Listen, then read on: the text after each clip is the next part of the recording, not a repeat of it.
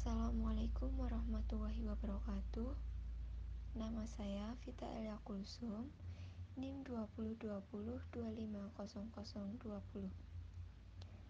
Saya akan menceritakan salah satu kisah dari buku yang berjudul Dan Pastur Pun Bertawaf, karya Dr. Haji Samsul Munir Amin, Magister Agama. Bagian ke-14, Janji Allah atas pahala seorang pemuda. Diceritakan oleh Al-Yafi'i dari Ja'far Abi Sulaiman. Dia berkata, suatu hari, aku dan Malik bin Dinar berjalan berkeliling di kota Basrah. Waktu itu, kami melewati sebuah bangunan yang sedang dibangun. Di sana kami melihat ada seorang pemuda sedang duduk, wajahnya tampan. Ketika itu, dia tengah asyik mengatur pembuatan sebuah bangunan. Buatlah bangunan itu demikian, kata pemuda itu. Apa yang bisa engkau lihat dari pemuda setampan itu? Dan dia mempunyai semangat yang tinggi atas pembuatan bangunan. Aku butuh bicara dengannya. Aku akan minta kepada Tuhan agar membersihkan dia dari segala dosa. Semoga Tuhan menjadikan dia termasuk ahli surga. Wahai Ja'far, mari masuk bersama aku menjumpai dia. Malik bin Dinar berkata kepada Ja'far.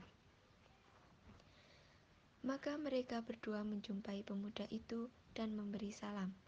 Pemuda itu tidak pernah kenal Malik sebelumnya, tetapi setelah dia mengenal siapa sebenarnya Malik, dia segera memberi hormat.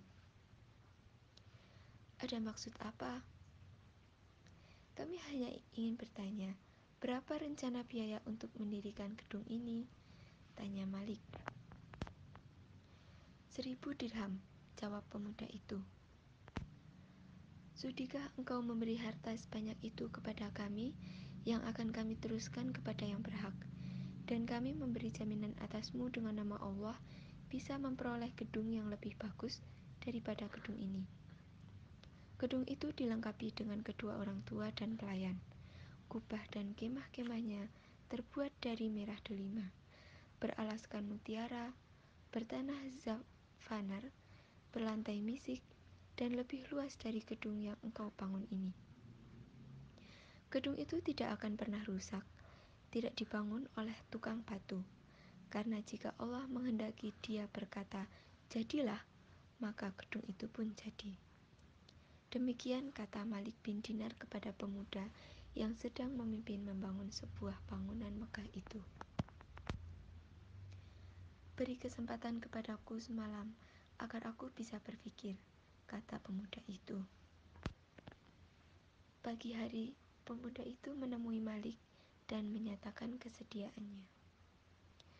Pemuda itu berkata, ya, aku bersedia menerima tawaran Anda, wahai Malik bin Dinar, kata sang pemuda. Apa yang engkau katakan kemarin? Tanya Malik. Kerjakanlah, jawab pemuda itu. Baiklah. Malik mengeluarkan setumpuk kertas dan tinta, lalu menulis sebuah perjanjian. Kemudian dilipat dan diserahkan kepada pemuda. Sebagai gantinya, pemuda itu menyerahkan sejumlah uang yang diminta Malik untuk disedekahkan atas nama Allah.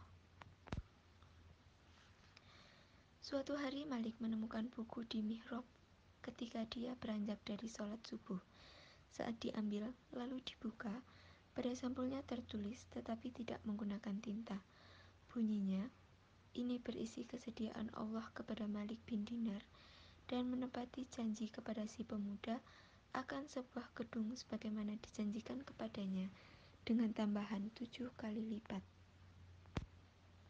Malik pergi menemui pemuda itu dengan membawa buku yang ditemukannya. Namun pemuda itu sudah menemui ajalnya kemarin. Malik dan Ja'far menemui orang yang memandikan jenazah. Coba ceritakan kepada kami, apa yang dikatakan pemuda itu sebelum menemui ajalnya? Tanya Malik. Pemuda itu berkata bahwa jika dia meninggal dan telah dikafani, Maka selipkanlah buku ini di antara kain kafan dan tubuhnya.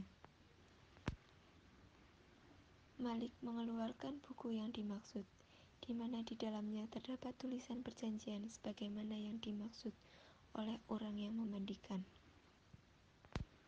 Ya, buku ini dan surat-surat yang dimaksud itu, demi Zat yang Maha Kuasa, sesungguhnya kami telah menyelipkan buku itu di dalam kain kafannya dengan tanganku ini, dan lalu memendamnya di kuburnya. Maka tiba-tiba berhentilah tangisan orang-orang di sekitar itu. Sementara dari kejauhan ada seorang pemuda lain berdiri di hadapan Malik. Wahai Malik, ambillah hartaku 200.000 dirham dan beri jawaban kepadaku sebagaimana engkau lakukan kepada pemuda itu. Tidak bisa, ini adalah sudah menjadi kehendak Tuhan, dan dia melakukan perbuatan sesuai dengan yang dikehendakinya. Sejak itu, bila Malik bin Dinar teringat pemuda mulia itu, Malik selalu menangis, terharu akan kebesaran Allah. Hikmah di balik cerita tersebut yaitu, apa yang menjadi miliknya di dunia, pada hakikatnya bukanlah menjadi miliknya, dan posisinya sebagai pemegang harta hanya perantara untuk diberikan kepada yang lebih berhak. Sekian dari saya, terima kasih. Wassalamualaikum warahmatullahi wabarakatuh.